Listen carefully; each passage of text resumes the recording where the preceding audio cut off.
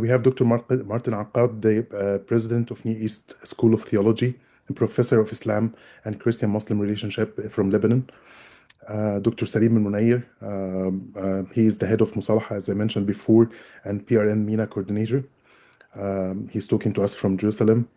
Chaden Noueihed, she is director of Action Research Associates from Lebanon, and she is also a PhD candidate. Soon we will call her Dr. Chaden, inshallah. And we have Reverend Justin Meyers from Oman, joining us from Oman. He's American, and he's leading a center called the Amana Center, where also they are trying to do lots of initiatives with the young people, especially in Oman. You looked at the agenda yourselves, and we will hear like different perspectives from Lebanon, from Iran, and more importantly, we will listen also to some biblical reflections and how, what can we think, what we can do, what we can say when we are faced with such time, and hopefully we will have time at the end also to have some questions and answers. So we will start with Dr. Martin, and then we will hear from Dr. Sara, followed by Dr. Salim, Chaden, and Justin. So without any further delays, now we will listen to Dr. Martin, who's going to tell us about the end times war ideologies. Thank you very much, George, and thank you everyone for coming to attend this webinar. It's a very impressive audience, and we are going to speak each for 10 to 12 minutes. So as you can imagine, these very brief interventions will not do justice to the complexity of the angles that we're going to take for this very sensitive issue. But so what I've tried to do is to offer a couple of slides that in a picture represents a facade of what I'm being asked to touch upon. So my presentation will be made of will have three parts and basically three slides. The first one will be Shia origins, because I believe that it's hard to understand this the matter of Shiite eschatology without understanding Shia origins. Secondly, a table of comparative eschatology between Islamic and Christian eschatologies, and more specifically Shia and evangelical and a specific type of evangelicalism. And then thirdly, some closing biblical reflections.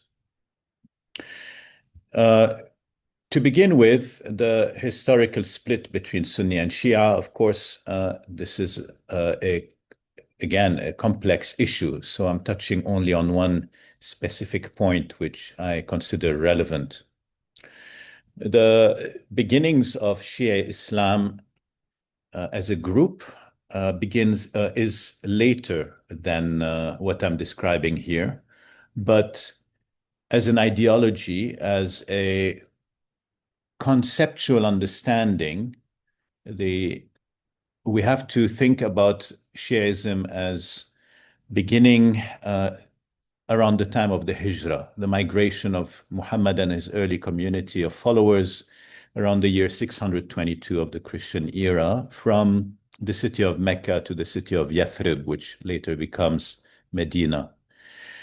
As he moved from or migrated from the Mecca city, as we are told by the Muslim tradition, he was accompanied by a group of largely relatives and kinspeople from Mecca that were referred to as al-Muhajirun, which means literally the migrants, those who migrated with him. When he arrived in the city of Yathrib, he was joined by another group of people who were not his kinspeople, but who had, according to the Sira, the biography of Muhammad, official biography, had invited him to come and rule over them in the city of Medina or Yathrib because they believed in his message. Those are referred to in the tradition as Al-Ansar, the supporters. So Al-Muhajirun and Al-Ansar represented very early on two distinct communities within the early followers of Muhammad. We could call them political communities. And each of them really followed a different logic or stood or justified their commitment to Muhammad from a different point of view. The Muhajirun said, we have come from Mecca, we have accompanied you, we have left everything behind, therefore, and we have believed in you. The Ansar said, we have joined you when no one among your own kinsmen were believing in you. We have joined you and believed in you and invited you into our city.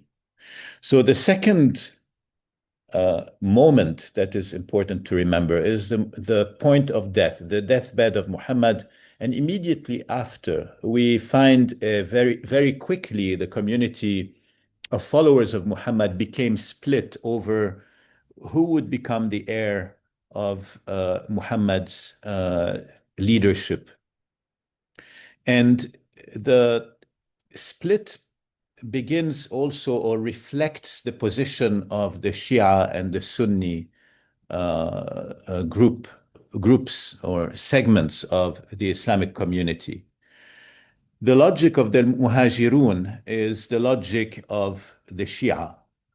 We are of the same blood as you. We are your kinsmen. Therefore, and we followed you to Medina. We left everything behind, all of our natural relations, all of our properties, and we followed you. Therefore, we deserve to rule over the community. That is the kinship theory of political rule, which you find dominant among Shia Muslims. The Ansar said, we joined you when no one believed in you. We believed in you. We joined you, though we had no blood connection with you, because we recognized God's calling and sign on you. And that logic develops into the political theory of merit. It is the person that most deserves it, most qualified, that should rule the community. This is the Sunni political theory. The split between these two groups within the Muslim community has enduring significance in causing a rift, a conflict between these two groups. The Sunnis become the champions of a theology of power, of domination, based on Islamic law and the establishment of an Islamic state. The Shiites become a more quietist group, more marginalized, persecuted not only in theory but in practice, not only as an idea but really in reality. And so they retreat and develop a sort of theology of the oppressed. As quite often is the case, where a theology of oppression and a sense of victimhood develops, you have ripe ground for eschatological ideas. And this is what we find, and this is why even though in the Sunni tradition, you also have an eschatology in the main sources that is sometimes not completely different from the Shiite eschatology. Eschatological thinking and imagination thrives within the Shiite community in particular. The particular Shiite community we're interested in today is what is referred to as 12-ver Shiism. 12-ver Shiism. This is the Shiite group that believes in the first 12 descendants from Ali, the cousin of Muhammad, Ali bin Abi Talib, through Hussein, one of his sons, and that it is the 12th in this line of descent that disappeared, or as they would say, was in occultation, تغيب in Arabic, since the year 874. And it is this 12th Imam who becomes the eschatological figure who will come back at the end of times to reestablish true religion. And here I've provided just an overall picture that puts in parallel the eschatology of 12-ver Shiism in particular, though also some of its elements are found in Sunnism, and the premillennial evangelical, often Zionist eschatology that derives from a dispensationalist interpretation of Scripture. The vision of history on the one is that you will have 7,000 years from beginning to end. You find that even in At-Tabari. Muhammad bin Jarir At-Tabari was a Sunni classical historian and exegete of the Quran. But he has quite a developed view of eschatology, both in his commentary on the Quran and in his history of the world. A common popular saying in our part of the world is tu'allif wa la tu'allifan. It was very popular, particularly before the year 2000. So within certain Islamic circles, people believed that the earth would not reach the year 2000, tu'allifan, 2000.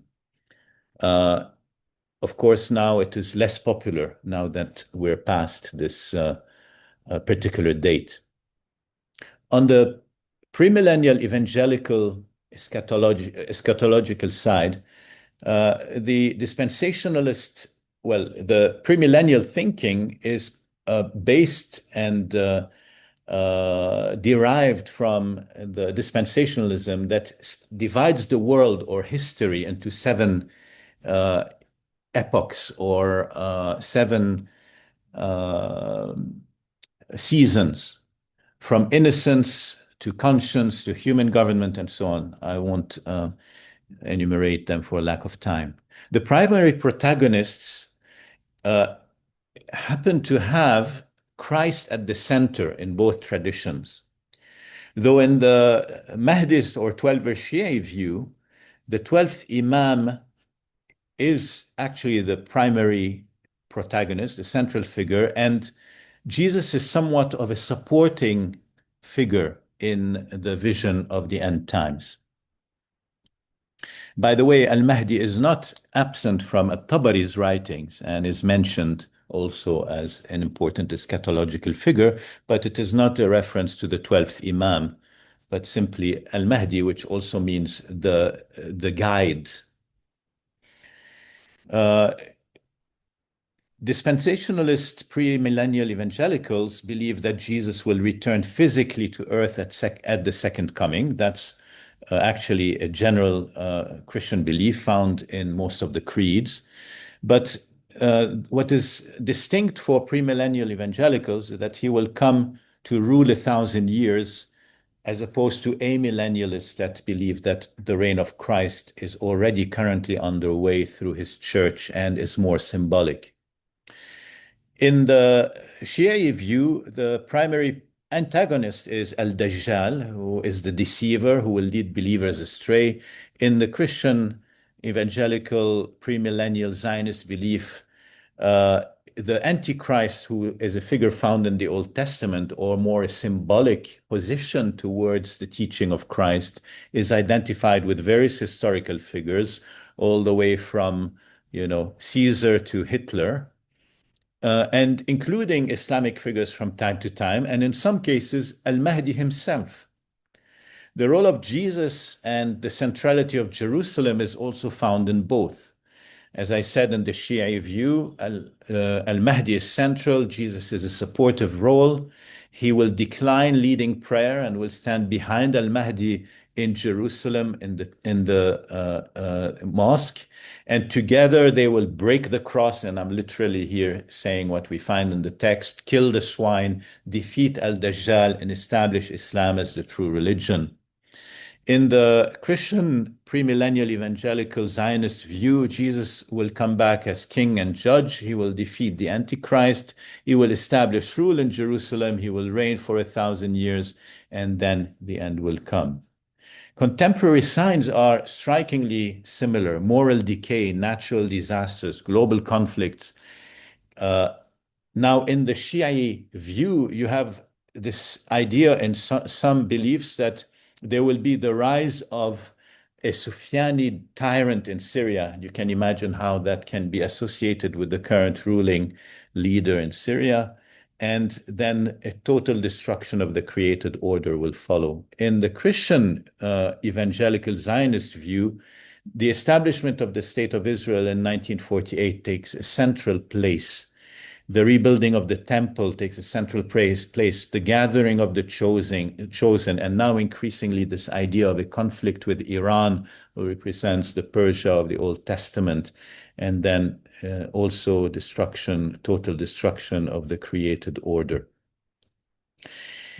Finally, a biblical response, briefly. Theologically, we believe, or let's say, I believe, and like many in the evangelical world, that all promises are fulfilled in Christ. The visible kingdom of God is here and now. It is already here and not yet. It is still to be fulfilled. The church is viewed as the new Israel, renewed and restored, in particularly what we refer to as covenantal theology. There's no waiting of the establishment of a new Israel beyond the church. And all the Bible is interpreted through the lens of Christ resurrected. In fact, I believe that if we give space to an interpretation outside the resurrected Christ, we are committing a form of idolatry. And it is an offense to the cross through which the gospel tells us everything was fulfilled.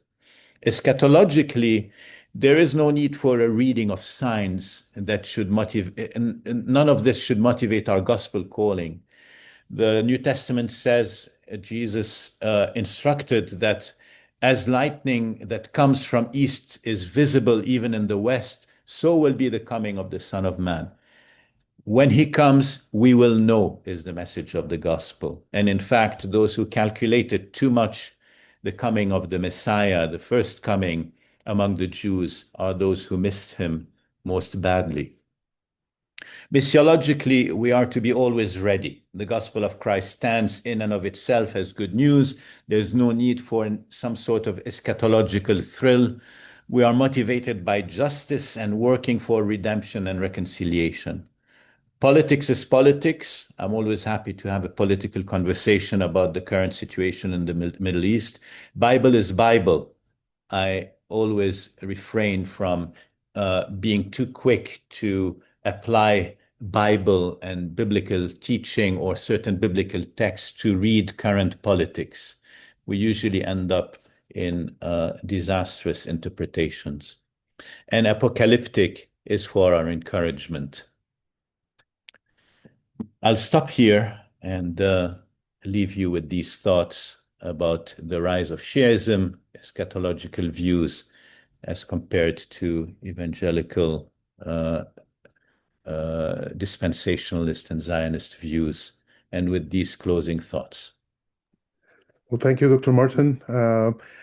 Just to be aware of the time, I will allow myself to come to the speakers when if they exceed like the 12, 30 minutes, because like it's important to give time to you, like the participants to ask questions. So without any further ado, like Dr. Sara. Thank you so much, George. Thank you, all friends there, especially Salim and Munayer, who really was instrumental in setting up this conference. And it is really an honor to speak here. And thank you, Martin, for setting the tone in this. And as you mentioned, Martin talks about one side, the Shia ideology and eschatology. And I'm going to also only touch base on the other side of what is happening within the Iranian and especially in the Iranian diaspora as well. So the US-Israel-led war against Iran has now entered into second month. For several weeks now, many Iranians inside have been living under digital blackout, confined behind closed doors imposed from multiple directions by the regime and through external pressures. Very little is known about what is happening inside Iran or behind the closed doors of political decision makers. Uncertainty still is shaping everyday life of Iranians in the Middle East and economically around the world. So in today's talk, most of that also is a reflection, a personal reflection of my own struggle I am going through. And as Martin just mentioned, my aim is not to provide any answers theologically or ideologically, but my aim is to invite us to remain within this tension that we are now seeing, to reflect theologically and biblically from within it, because this war is not only geopolitical, it is also ideological and theological. And that is why, Martin, it is so difficult to separate it from religion, from the Bible or the Quran or the religious ideologies here. The first one I like to, again, going back to the Iranians and Iran inside and talking about hope, fear, and confusion, living without easy answers. The current crisis has generated a mixture of hope, fear, and confusion, both inside Iran and across the diaspora. These are These are not contradictions to be resolved, but realities to be held together. Hope is present. It appears in the longing for freedom and dignity. For some, especially in parts of the diaspora, this hope has taken the form of support for external intervention, welcoming US and Israeli military action as a pathway to liberation. Yet this hope is deeply entangled with fear inside Iran. The immediate reality is not abstract freedom, but the threat of destruction of homes, livelihoods, and lives. The memory of Iraq and Syria reminds us that the destroyed country does not automatically become a free one. Confusion, therefore, is not simply failure of understanding. It is a truthful response to morally complex situation. Competing narratives, the state, international, and diaspora, each claim legitimacy. In such context, theology must resist the pressure to resolve tension too quickly, as Martin already reminded us. It must refuse to align uncritically with any form of power. God cannot be easily located within geopolitical agendas. God is not simply with the regime or not, or with the military intervention of Israel or US. Such claims risking baptizing violence and war. And yet, at the same time, silence is not an option. And in contrast, what Martin just says, I wanted to look at the other side of the Iranian mentality, especially within the diaspora. Let's go back to Iran in the scripture. I raise that question today for us because I personally struggle when I see majority of the Iranians in diaspora and Iranian Christians, they support Israel or the attack through America. Many of the diaspora, as many of us have noticed, many of Iranians in diaspora introduce themselves as Persians and from Persia, linking their identity to Cyrus the Great, intentionally or unintentionally drawing connections between Persia as it is in the Bible, Old Testament, and their identity as Iranian. This has automatically linked them to modern political alignment, particularly with Israel, by invoking Cyrus as shared figure of liberation, constructing a narrative of shared memory, nostalgia, and authentic Iranianness. This framing has contributed to diaspora support for Israel, US-Israel action, as well as among some Iranian Christians outside of Iran. Some diaspora scholars, Iranian diaspora scholars, have argued along these lines. For example, Khatiri writes, Zionism is legacy of Cyrus the Great and the national inheritance of the Iranians. This framing attempts not only to highlight a historical connection between Iranians and Jewish history, but also to position Zionism as central to an idea of authentic Iranianness. This became more visible, especially after October 7, 2023. In demonstrations, we see Israeli and American flags alongside Iranian symbols.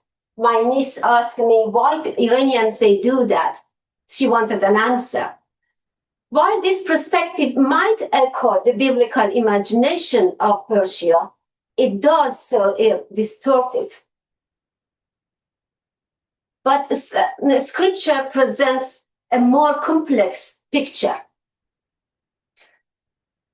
Cyrus is, in Isaiah, especially chapter 45, is not a civilizational idea or a nationalist symbol. He is a theological, ambiguous instrument in God's purposes. Persia in the Bible is not a model for political alignment, but a reminder that God's agency cannot be reduced to any empire. Importantly, Cyrus does not bring liberation through destruction, but through a decree that allows return and restoration. This is very crucial. And that, again, if we bring it into discussion, what Martin says about the Shia eschatology, they contrast each other. That is why the Iranian regime the Iranian regime supporting Palestine is ideological and theological, and also the Iranian who are against the regime supporting Israel. The biblical text shows that God may work through power, but without sanctifying it. Today, in this current war, however, this memory is often used to justify geopolitical alliances and even war. This is further complicated by the regime's support for Palestine, which we heard Martin was talking about the eschatological term, in framing it in religious and ethical terms and moral frameworks. Here, Scripture offers a corrective solution. It calls us not to align, but to discern, as again Martin in early talk reminded us. War and foreigner intervention cannot bring true freedom. Then what is the biblical response here? My suggestion is waiting with Iran is a theological response and is a theology of responsible restraint. If there is a central theological position, I would suggest this is the one. It is waiting. But this is not a passive waiting. It is an active and ethical stance. To wait with Iran is to refuse quick conclusions made far from the realities of the ground. It is to recognize that those outside the country do not fear the cost of war in the same way as those within it. It is to practice restraint, refusing to make decisions for others, refusing to equate destructions with liberation, and refusing to reduce hope to military outcomes. It also means listening deeply to voices within Iran, even when they are fragmented or silenced. At the same time, this waiting is oriented towards God. In a war where each side claims righteousness, God cannot be claimed by any side. God is not the possession of the Iranian regime or the guarantee of military campaigns of Israel or US. This does not mean God is absent. It means God's presence must be discerned differently in preservation of life, in acts of courage, in the refusal of dehumanizing, and in the presence of hope. Waiting becomes a way of holding together justice, dignity, and sovereignty. And peace in this vision is not simply the absence of conflict.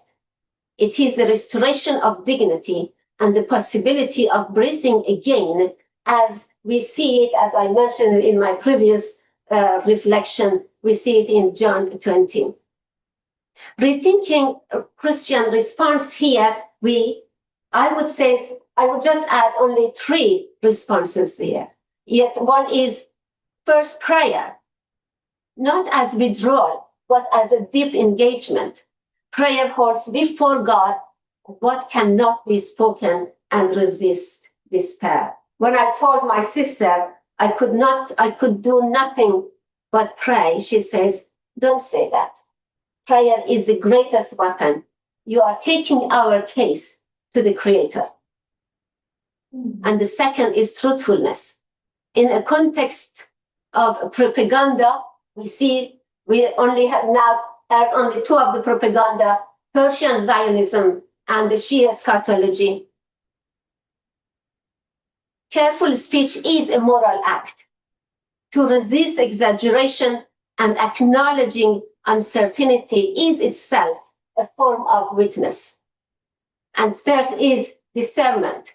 We must recognize our limits, remain open to correction, and resist the illusion of certainty, and even using Bible in this. Together, this form a way of being that is attentive, grounded, and faithful. In conclusion, as we again the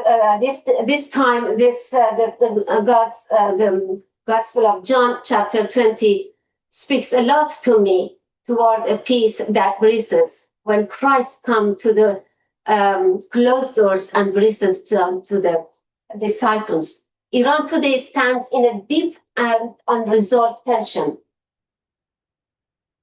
Hope is present but fragile. Resistance continues but costly. War promises change yet risks destruction. Today, in this moment, we must resist both despair and illusion.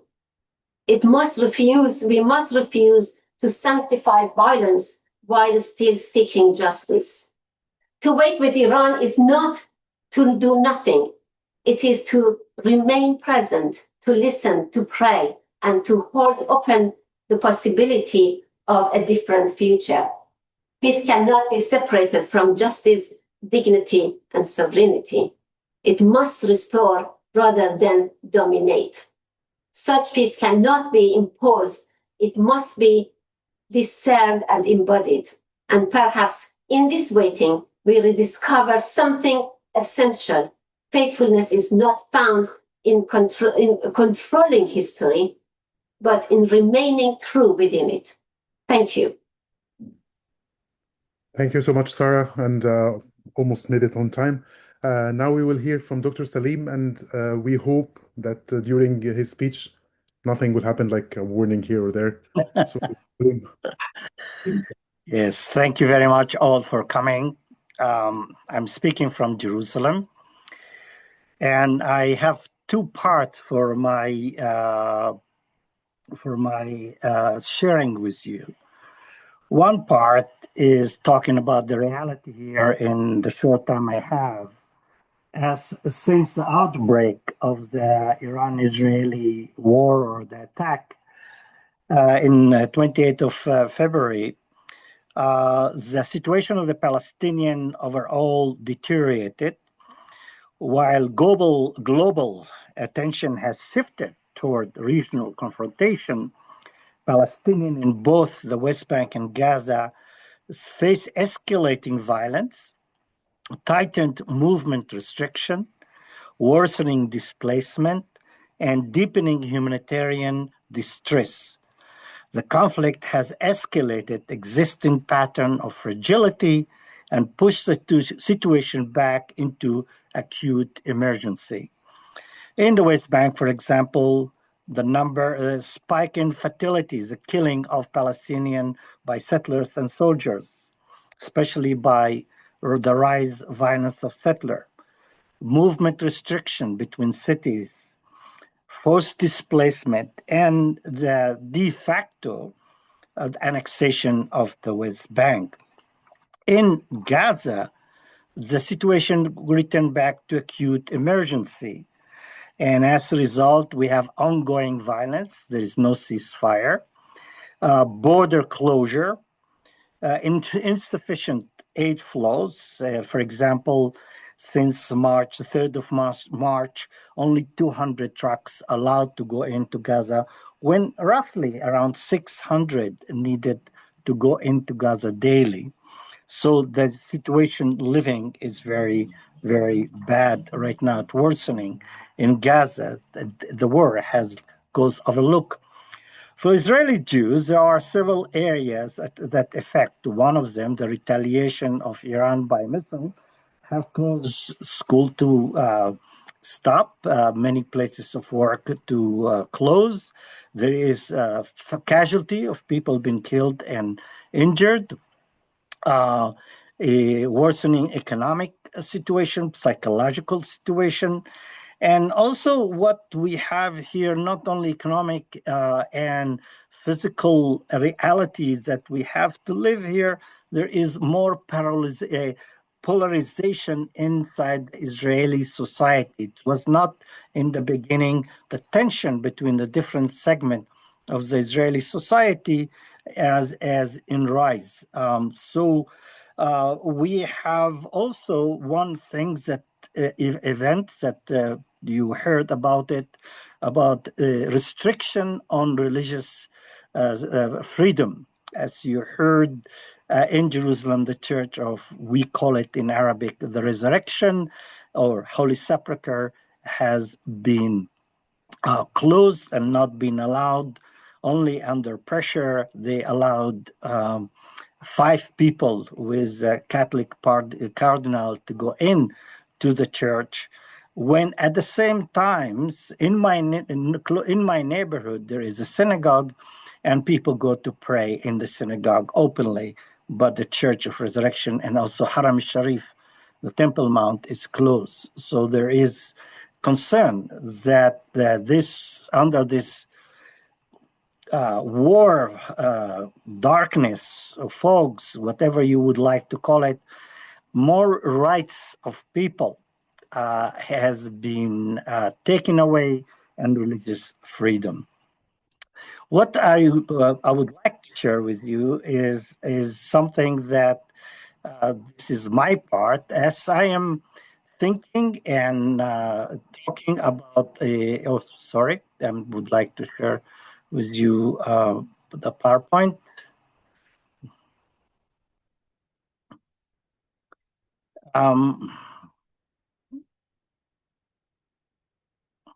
There it is.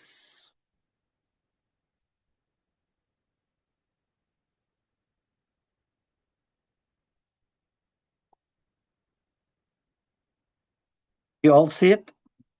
Okay, good. Thank you. How we are responding to the situation that we are in, looking in it, and really, as the previous speaker spoke, a lot of questions that we have, and how biblically we respond to what's happening right now in the land. As you know, the early Jesus was preaching nonviolence. The early church refused to serve in the army. Even Christians, followers of Jesus, were as individuals. They were in the armies or serving in the armies of the Roman and others. And but only after the change of Constantine, when declared Christianity as a religion of the empire, without going into all of it, there is some fundamental points that I would like to share with you. One of the fundamental issues that we have here, there is a myth that we have bought into, that the myth from Near East that imagine violence the way order is created, or that the world is formed through a defeat of chaos by violent force. And that reflected Walter Wink when he called the myth of redemptive violence. A lot of the language and the talk that we hear by political leaders and media, that the myth that violence can resolve injustice or situation or evil. So the question is, does Scripture support or reject this issue that is complicated by itself? So I summarize several ways that throughout the history, especially of the Western Christianity, that have approached it. And some of the languages that I hear today also reflect that. One of them is the crusade. The crusade as a war with a sacred cause. So crusade is war understood as you fight on God's behalf. It's framed that we need to defeat evil for divine purpose, whatever it is. It is eschatological, or it is relating to nation, to people, to state.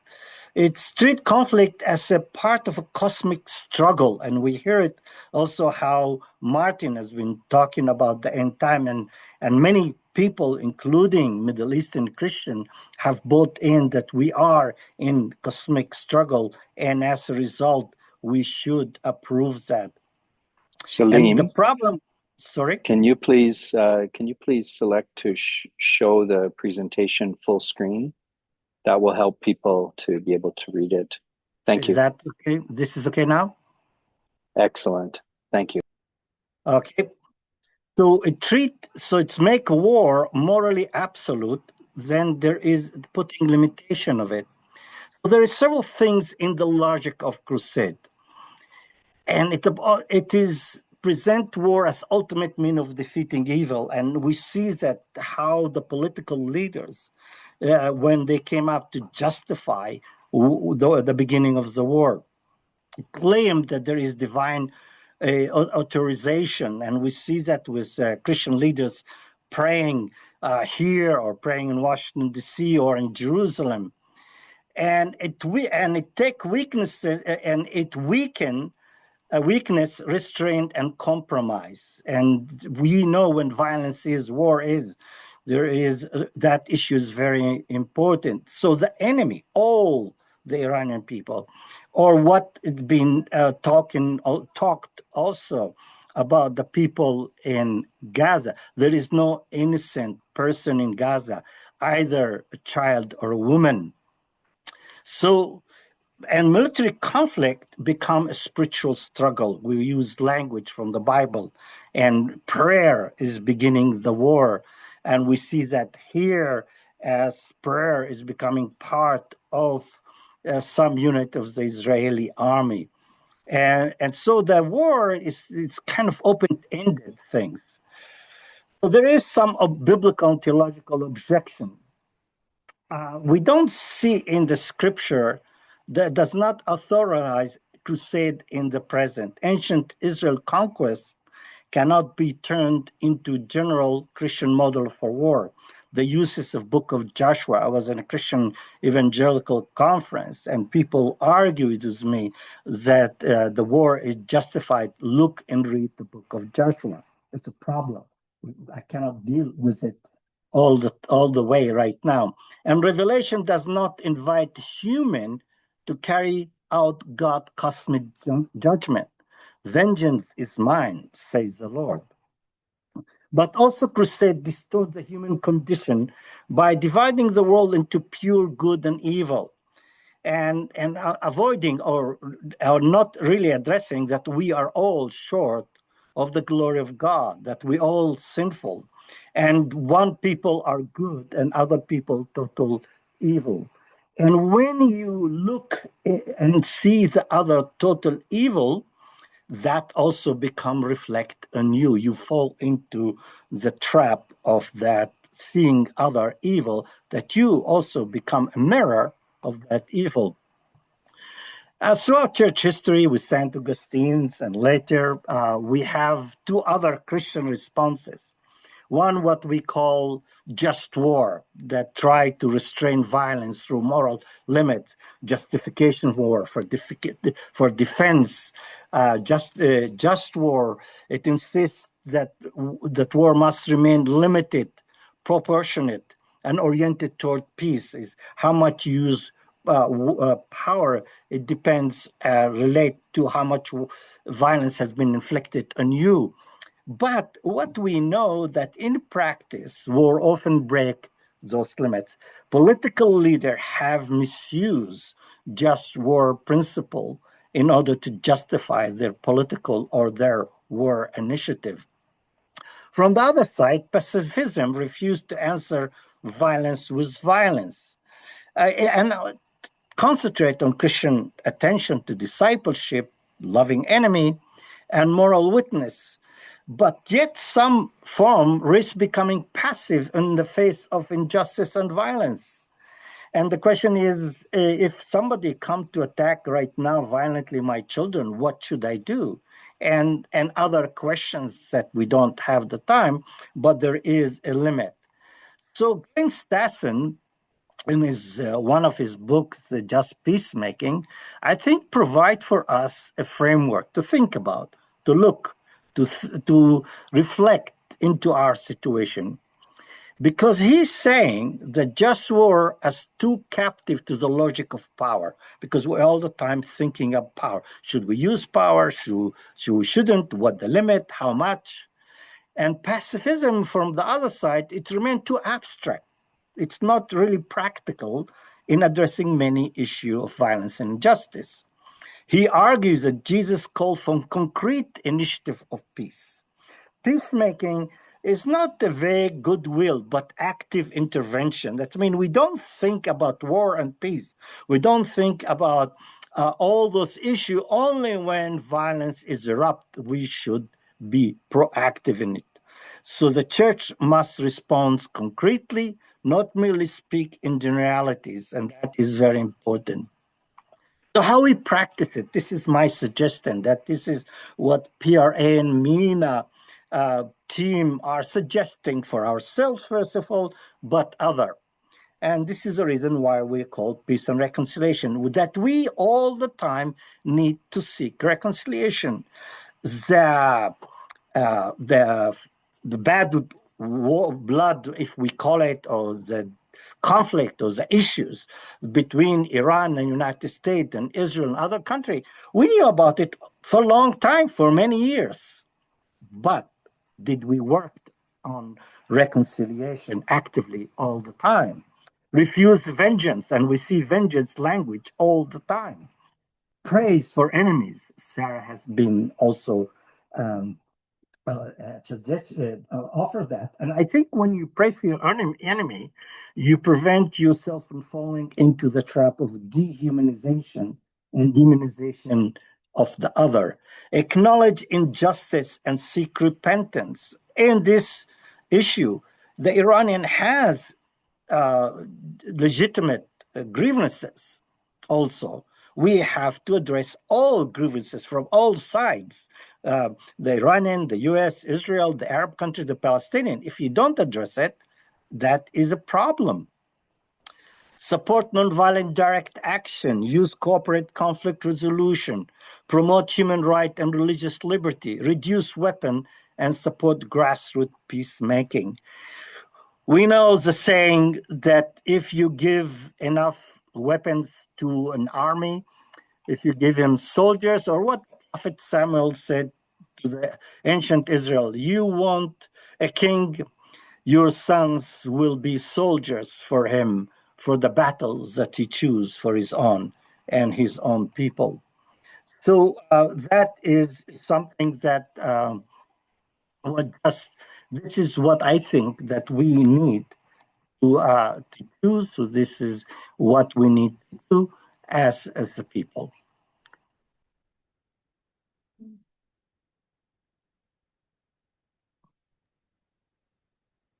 Thank you, Dr. Salim. I think everybody felt the passion and the direct messages and suggestion you were saying. Now we will hear from Chaden, another war zone, a troubled country. Chaden will give us updates on Lebanon and also on how what is happening is impacting the peace and reconciliation work there. Chaden. Yes, just and to everyone who's staying here and listening these hard news. I'm truly grateful for the space to share reflections from within a context like Lebanon that continues to face profound and ongoing challenges. To speak about Lebanon today from a peace and reconciliation framework requires, first and foremost, a return to its recent past, not simply as a background, but as an unresolved terrain that continues to structure the present as we are living through it. Lebanon endured 15 years of devastating conflict between 1975 and 1990, often referred to as a civil war. Even this designation may stood. Some call it the war of the others on Lebanese soil or the war, just the war. Because the causes of this war cannot be reduced to a single fault line, but they unfold through overlapping political and regional divisions that reshaped the country's social and political fabric. Yet when the war ended in 1990, what followed was not a process of reconciliation in any substantive sense. While violence largely ceased, there was no shared reckoning with what had occurred, no collective negotiation of responsibilities, and no sustained engagement with justice or accountability. Instead, Lebanon moved forward through a political settlement that restored coexistence without addressing deeper questions of memory and intention. What emerged not resolution, but suspension, fragile arrangement in which multiple, often incompatible narratives of the past continued to coexist without. Sorry. Are you still hearing me? Yes, Chaden, your audio is cutting in and out a little bit. And it may be if you shut your video off just for a little internet. Okay, just 1 second.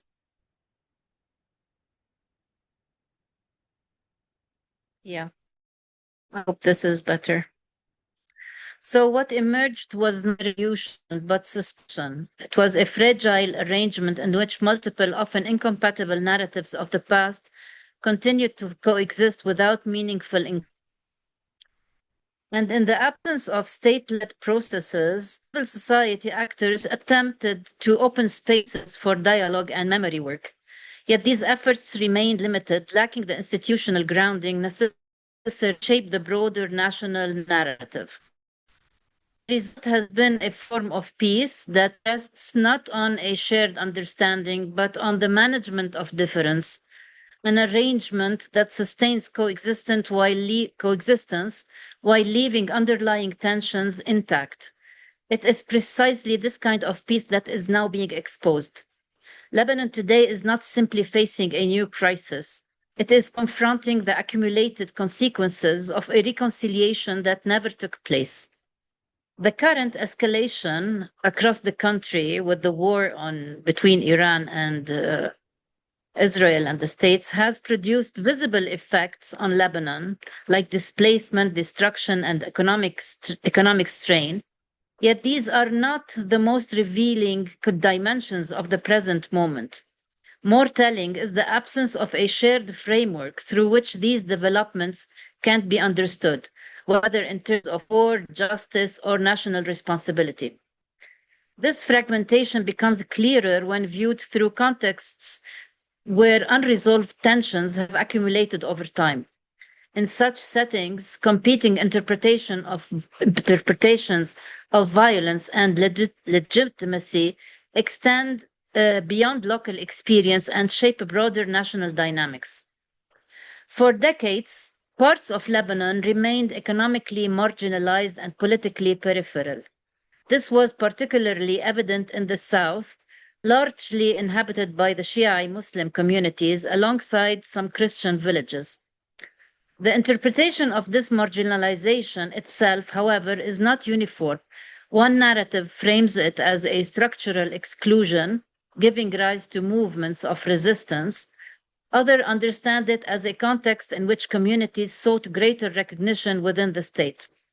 What remains clear is that this context contributed to the emergence of movements known as the movement of the deprived, embracing the theology of the depressed Dr. Martin talked about. That happened in 1974 under the leadership of Imam Musa Sadr. This movement later gave rise to a military wing known as Amal, which evolved into a significant political actor within the Lebanese system. In the following decade, particularly in the context of the Israeli invasion in 1982 and shifting regional dynamics, Hezbollah, the party, emerged as a distinct formation, drawing on similar constituencies while developing its own ideological and organizational framework. Over time, these movements became enduring political forces, even as the region grew increasingly entangled in wider geopolitical conflicts. This layered history I mentioned becomes particularly visible in the divergent interpretations of Hezbollah's role within Lebanese society, understood by some as a form of resistance grounded in historical marginalization, by others as a source of vulnerability and contested sovereignty, and by others as well still as exercising a level of political influence that raises unresolved questions about the authority of the state and the very identity of Lebanon itself. These differences are not simply disagreements or policy. They reflect distinct interpretive frameworks through which reality is constructed. Crucially, these frameworks are not new. They are the result of questions that were never collectively negotiated, but they were deferred. What is deferred in history does not disappear. It returns, often with greater force. This is why the current moment carries particular vulnerability is not only external, but it is internal, rooted in fragmentation of the very language through which conflict is understood. The crisis, therefore, is not only material, it is interpretive. While material destruction can be addressed through reconstruction, fragmentation of meaning erodes the possibility of collective orientation. When events are understood through incompatible frameworks, the nation This is evident in public discourse, where events are not debated as much as reframed within parallel narratives that rarely intersect. The issue is not disagreement, but the absence of a shared space within which disagreement can be engaged. It is within this text that reconciliation must be it not be reduced to agreement or consensus. In Lebanon, such expectations are neither realistic nor desirable to some. Reconciliation instead concerns how this agreement is held. The challenge is not to eliminate competing narratives, but to create conditions in which they can encounter without becoming mutually destructive. This requires moving from coexistence as proximity to coexistence as a structured engagement, where difference can be expressed within as in a project called Truth and Reconciliation, developed with Dr. Martin Accad, we observed that engaging multiple narratives of past violence, what we archaeology owns, not dissolve difference, rather it alters how difference is carried. Participants in the dialogue sessions that we do afterwards do not necessarily revise their positions, but they begin to recognize the legitimacy of others' experience of violence, opening space for engagement even without agreement. Lebanon today stands at a threshold. It may continue to rely on fragile equilibrium sustained by avoidance, or it may begin the more difficult work of engaging its past as an ongoing process. What is at stake is not resolution of difference, the capacity to live with it without allowing it to harden into conflict. In Lebanon, difference has too often been contained without insulated narratives, where it becomes identity, and identity in turn becomes division. The alternative lies in creating spaces where narratives can encounter one another without collapsing into negation.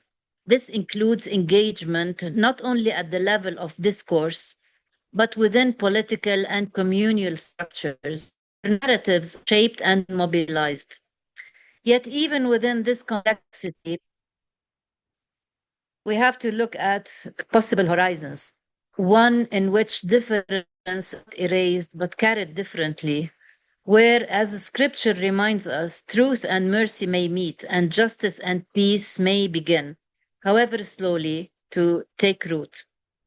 Thank you for listening, and your prayers are mostly needed in these hard times the Middle East is facing. Thank you.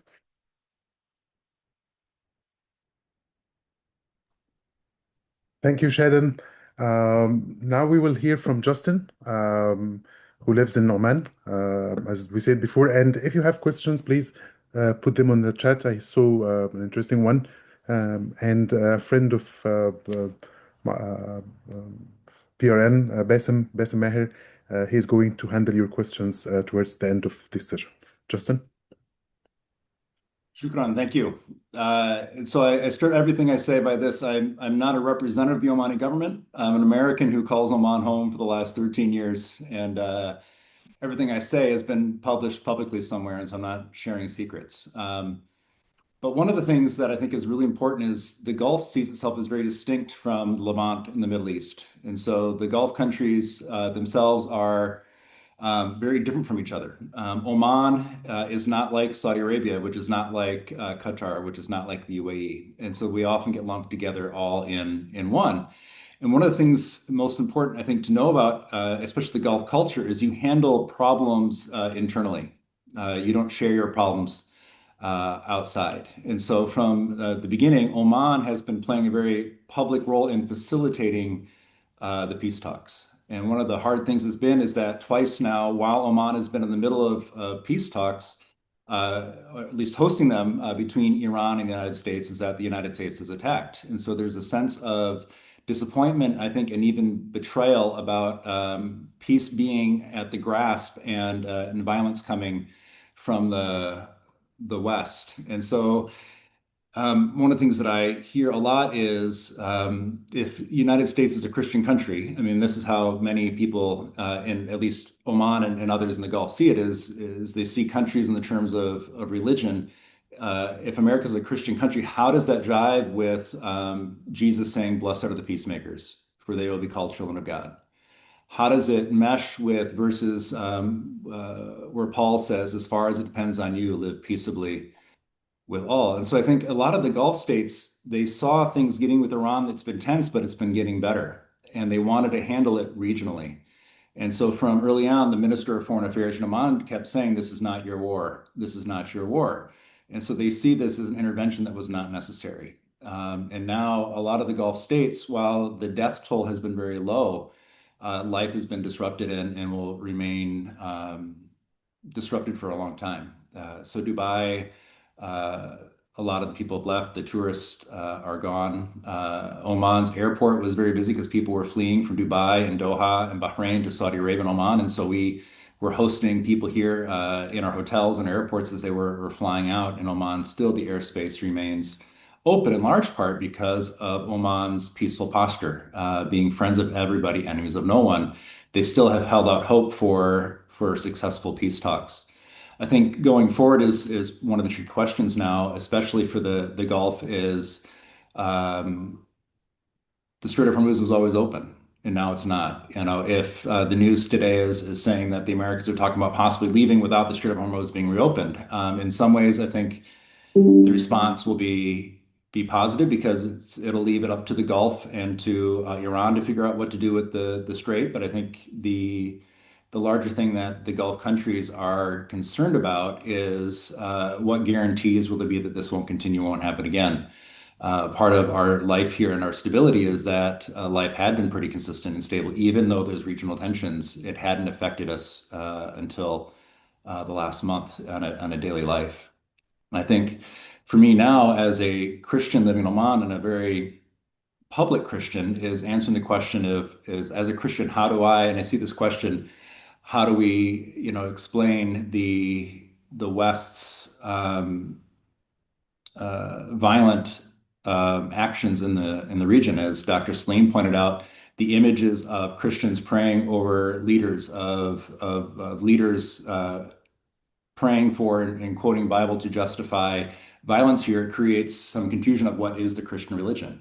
What do Christians actually believe? And a lot of the work then of Christians who have lived here for centuries of generations, whether they're native or expat, is the Christianity I experience here in the Gulf and with my friends in PRN is much different than the Christianity that I at times experience in the United States. And how do you jive these two together, especially when the label evangelical is used with both? And it sometimes feels like the evangelical church in the United States is more in favor of Israel and against Iran and against Muslims, that it really furthers the tension and doesn't alleviate it in any meaningful ways. And so I think part of going forward too is how do we help Christians in the United States hear from Christians in the Gulf, and that's why, and the Levant, and that's why I'm really happy to be here with Salim and Chaden and Martin, because I think for those of you from the West who are listening, these are important voices to hear, is that there's a deep, long Christian community going back 2,000 years, that there are Christians that are suffering here. There are Christians in Iran that are suffering because of this violence. And while many that I've talked to here wanted regime change, we have Iranian Christians living here, they wanted regime change. They didn't want this extra suffering to come with it. And so it's just more complicated than black and white. It's more complicated than Muslim, Christian, Jewish. It's more complicated. And I think as Dr. Salim talked about reconciliation, both sides have to see a future. And I think this is the hard part right now in this war is how do we have both the Iranians, the Americans, the Israelis, the Lebanese, the Syrians, the Omanis, the Emiratis, the Saudis all seeing a future. And with the chaos is around it and the mixed messages coming from all sides. On one side, you hear Gulf countries saying, stop the war. And then we get reports that some Gulf countries are saying, keep going, keep going. And it just does not create a consistent message. And it makes it very, very hard to be here as a Christian, to be here as an American, but also recognizing I'm a guest. I know that Salim and George and Chaden and Martin keep telling me I'm not a Westerner anymore. I'm one of you all. But it's still a reality as people see my passport, they see my ID card, it says American, and they question, they don't get it. How can a peaceful Christian, it confuses them. And I think for those of you in the West, we really need to work on how do we start to hear the Christians in the region? How do we hear the Muslims in the region?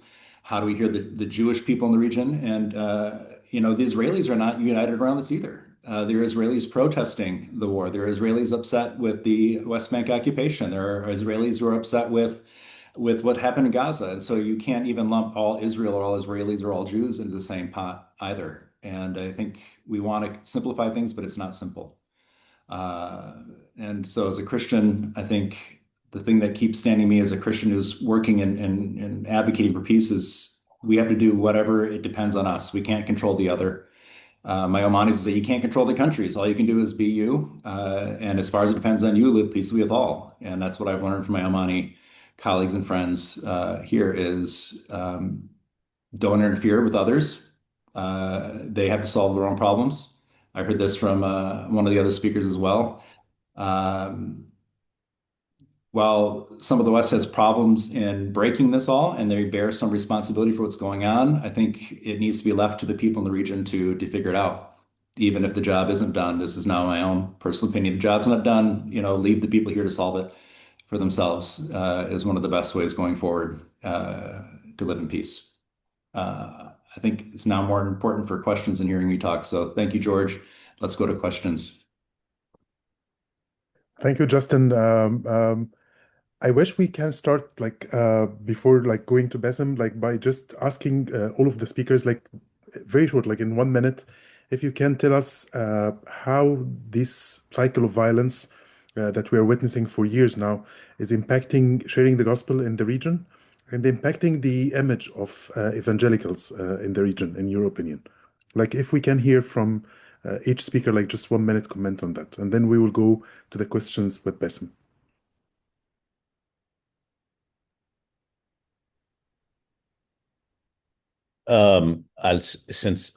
Since I spoke first, well, it's embarrassing.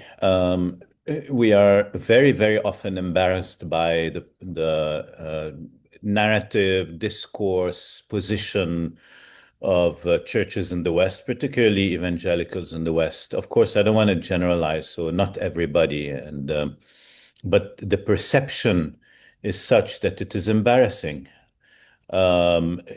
We have to constantly defend who we are and justify that we think differently. So it is an obstacle to the gospel. And on top of all this, then we get critiqued and attacked by Christians in the West while we're sitting here under the bombs that are manufactured in the West. And then we are critiqued if we don't agree with some of their Zionist thinking. So, yeah, sorry, I can get quickly emotional about this. Thank you, Martin. Yeah. Sara. May I continue what Martin just talked about? 2 days ago, would give you an example. 2 days ago, one of my daughters, she was with a group, and within this group there was a person, an evangelical person, that was sharing openly in front of 20 people about his empathy with the the Israeli prime minister. And everybody was really very upset from him, and then they left, and then they they don't want to do anything with anything that he believes in, so they associate him as an evangelical with adopting the empathetic voice with the Israelis. So it's really devastating, and it is harming the mission and our calling. Yeah, thank you. Sara, if you can tell us your thoughts on this. Yeah, thank you. I think, I mean, I had a section in my talk I deleted because it was a bit, didn't want to make it long. We do need to rethink our Christian response in regard to the mission. We reframed our mission, especially because your question was evangelicals and also sharing the gospel. To me, these two are two different things. Sharing the gospel is different than really the evangelical church, because evangelical church is only one section of that. And that is why I suggest we need to really, we should not define our mission or reduce it only to a strategy for the expansion or just to make converts in that sense, or using the situation, the vulnerability in the sense of creating converts or these things. I think the situation in Iran in regard to the gospel and evangelical Christianity is different than the situation of gospel and evangelical Christianity in Arab wars, as Martin was saying. Because inside Iran, the people are still very, because of their anti-regime movement, therefore people are more open to talk about Christianity or to discuss that, or even to receive prayers or these things. But again, for us Christians, for me as a Christian, says, okay, even in that situation, we do need to reframe our mission in that specific situation. What is our definition of mission for presenting the gospel? And Justin is stopping me. Okay. Regardless of the impact, you suggest that we don't care just about the image, but what position to take. Dr. Salim, if you can share with us. Exactly. Yeah. Thank you very much. I agree with all what has been said, but there is something here is very disturbing for us, that we as Palestinian Christians specifically, we have been moved from overlooked rejection, and right now many evangelical Christians will like to see us not being here because that disturbs for them the picture. In other words, the Gaza issue is the biggest moral, critical, ethical collapse right now for the church. I'm not saying everybody. And not only for us here in the land, globally, and what happened in the land and globally interconnected. And we need to rethink seriously, deeply, reflect, and also repent. And I'm not only saying that for evangelical in the state. I think also, as you know, George, and also as Sara have reflected about some Iranian Christian believing that war can change, violence can change regime, and not the power of the gospel, not the power of the cross. We have adopted the sword of the Roman Empire and abandoned the cross of Jesus. May God help us to adopt back the cross of Jesus, to be people of Him, transforming and building a goodwill among people. And there is a lot to add, but I think that is our big challenge, all of us. And Gaza will stay there. It's not going to run away. Gaza will hunt us, because in Gaza, all of that has collapsed. And also in Gaza, as a result of it, we have right now also the war between the US, Israel, and Iran. It's all interconnected. And if it's not going to present a proper gospel to the issue of Gaza, the whole MENA region, Levant, Oman, and other, and globally, will go back again to another cycle of violence? Well, thank you, Dr. Salim. I see that some people are raising their hands, and there are questions like if Bassem can. George, I'll just one thing quickly to add. I think too for a Western, in mission, it's not that Christ is not known in the region. Muslims grow up hearing about Jesus. The Jewish population knows about Jesus, and so when we talk about mission and bringing the gospel, it's not bringing new information anymore. The gospel we bring is our actions, not our knowledge, especially because the knowledge exists too within the local Christian community here. It's not that you have to bring people this news, they have it. I think the more important thing we need to focus on, especially with regards to Christian mission, is how do we behave, how do we show up in these communities with our statements, how we vote even.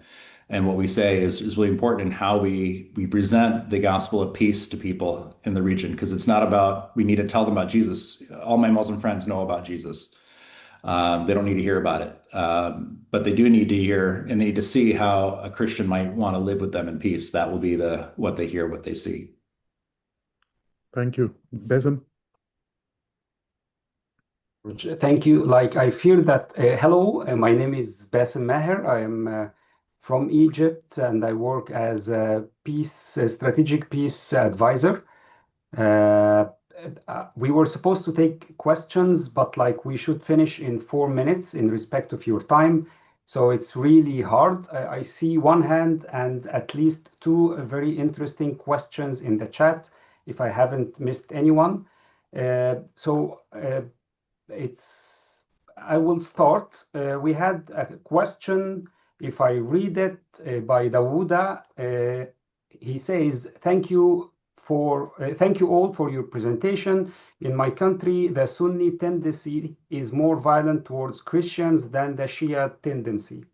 But the Western world and even Israel is much more friendly towards the tendency that is more violent towards Christians.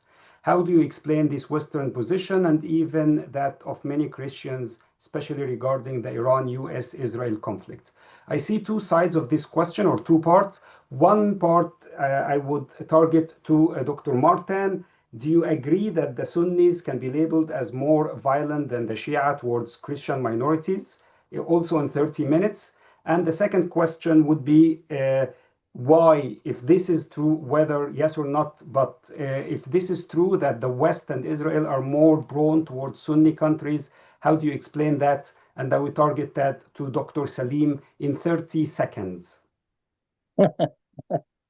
So, yeah. Martin. Seconds, not minutes. I think that it's not possible to say anything in a generalized way about Islam. My teaching about Islam is very much based on focusing on diversity and complexity. So in my experience, there are Shiites and Sunnis who are either extreme or moderate. And whether in Lebanon or elsewhere, and you might say also that Shiites are religiously moderate, politically extreme, and some Sunnis are politically moderate and religiously extreme. So it's really a big mishmash. I don't think you can make a generalized statement about any of this. Thank you. I fully agree. Oh, sorry. Fully agree. Please, yes. Even if it's not generalized that way, but still maybe we can generalize that what we see is that better relations between Sunni countries, at least in the region, and Israel, for example. How do you explain that? I think this is... Oh, you go ahead, Martin. Go ahead. I think this is for Dr. Salim. Okay. I think this is an issue here is not Muslim, Sunni or Shia. I think it's hegemony. Who is ruling, controlling economically, militarily the area, and as a result, the oil that they're and strategic locations, Suez Canal, most of those countries are Sunni. So it's not. I don't think religion is important, but not the factor that determine things. And I think also Iran were pro-Western during the Shah. As remember, the Iranian revolution, the Islamic revolution in Iran came in the context of Western abuse of the oil and the people. So there is a reaction. Iranian would like to be in good relationship with the West. And so it's not inherently that they're anti-West. And also we need to really think about the alignment between Israel and its vision, political hegemony in the area, and who stand against it. So you have there here in the very quickly fragmentation of state after state. Well, the first one that stand here is as a power. One is Iraq, Syria, Libya, Sudan, and the target right now is Iran. Of course, there are many factors. We'll be careful with the religious labels in general. Thank you, Dr. Salim, and sorry that I will have to cut you short. We have another question, also speaking of Iranians, and this is addressing Dr. Sara from Daniel. I am an Iranian Catholic, and I work for a network that helps providing Christians in the MENA with sacraments. We are called St. Nicholas Tavalic Network, or TAVNet. I would like to know what the Council of the great speakers and lecturer here today would have in regards to helping decrease racial and religious hate in the diaspora. The question would be nice to ask over. Okay, sorry. So what is the, how can we help decrease racial and religious hate in the diaspora? Dr. Sara. Thank you. I think Daniel meant among the Christian, and especially among Christian Iranians, there are lots of really disagreement. I wouldn't see that as a racial or religious. It's just a kind of power issue, and it's also theological issue sometimes. But Daniel, it's not really religious or hatred. It's just speaking of the Iranian things. We Iranian, because majority of us are converts, we are still learning how to really be a church or how to become church leaders. And when you are a convert, you always think you are right, the rest is wrong. And that is what we see among Iranian churches and church leaders. We judge each other easily. And the other thing is we Iranians coming with lots of baggages, really, unresolved issues. And that really relates to that. It doesn't, I mean, I wouldn't really link it to religious hatred or racial issues. It's just internal issues. I mean, I hope it will be resolved, but it is actually changing. I hope that is a little bit giving you an answer. Thank you very much, Dr. Sara. There are actually a couple of very interesting comments. They are not questions, but very interesting insights and comments in the chat. I really encourage you to read them. I fear that we will not have the time to go through them, but they're very insightful, and I agree with almost all of them. Fiona, you had your hands up. If you still have a question that you can read in 15 seconds and to inform us who are you addressing with this question beforehand. No, I've kind of like I wasn't going to say it, but I was going to address it to Sara, Afshari, if that's okay. So the thing is that it's fine. It's fine. Yeah, I understand all that you're saying about the peace and the non-violence and everything else. Yeah, but when you've got such active hatred towards you in the forms of like Hezbollah and the IRGC, etc.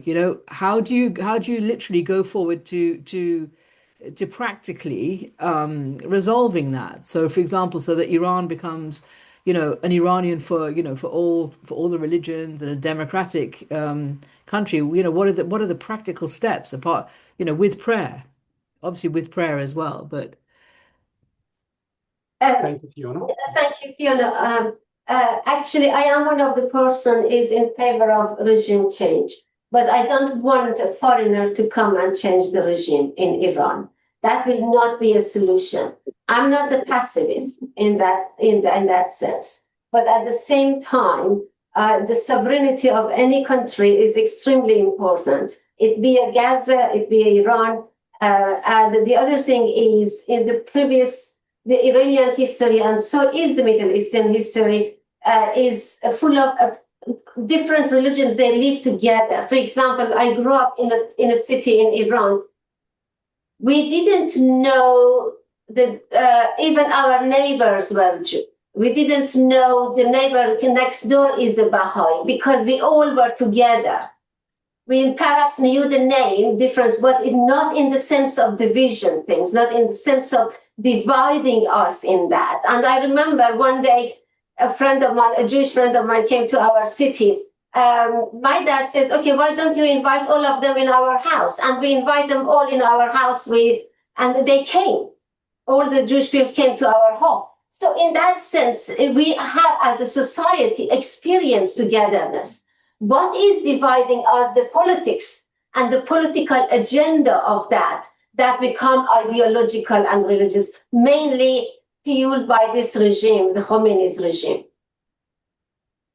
Yeah, Thank you very much, Dr. Thank you Sara, very much. Thank you. Thank you for these words of wisdom, and I think this is a good word to end with. Yeah, but I would like to add that we have to be careful not to present the others are evil and bad and they don't have democracy and freedom of religion. I think each one of us have to check himself, his community, his country, before rushing to correct other people and violate other people's dignity and autonomous and nationality. And I think this is a danger of many of us falling into, and Jesus has warned us before we take the spike from our brother's eyes, we should look into the blood in our eyes. I think that is a very good biblical principle for all of us. Thank you, Dr. Salim.